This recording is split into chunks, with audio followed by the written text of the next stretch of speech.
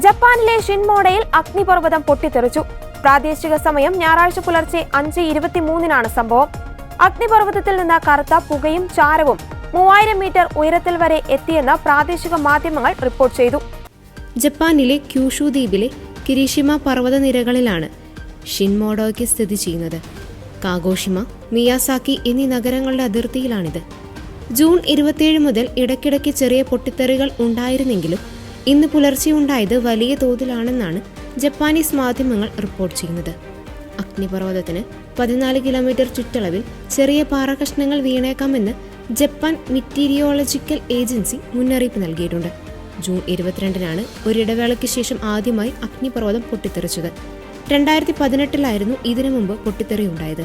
ഏകദേശം 1420 മീറ്ററാണ് അഗ്നിപർവ്വതത്തിന്റെ ഉയരം. ഏകദേശം 7300 25,000 വർഷങ്ങൾക്ക് മുമ്പാണ് ഈ അഗ്നിപർവ്വതം രൂപം കൊണ്ടതെന്ന് വിശ്വസിക്കപ്പെടുന്നു. 1716 ആദ്യമായി ഈ അഗ്നിപർവ്വതത്തിൽ ഒരു പൊട്ടിത്തെറി ഉണ്ടാക്കുന്നതെന്നാണ് രേഖകൾ.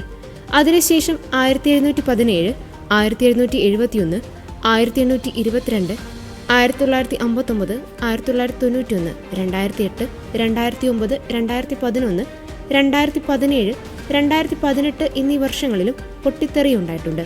ഇതോടെ ജൂലൈ 5 പുലർച്ചെ 4:15 വിനാശകരമായ സുനാമി വരുമെന്നും നാശനഷ്ടങ്ങൾ സുനാമിയിൽ സംഭവിക്കുമെന്ന് പ്രവചിച്ച മാങ്ക ആർട്ടിസ്റ്റ് റയോ തൽസുഗി പ്രവചനം വീണ്ടും ചർച്ചയാവുകയാണ്.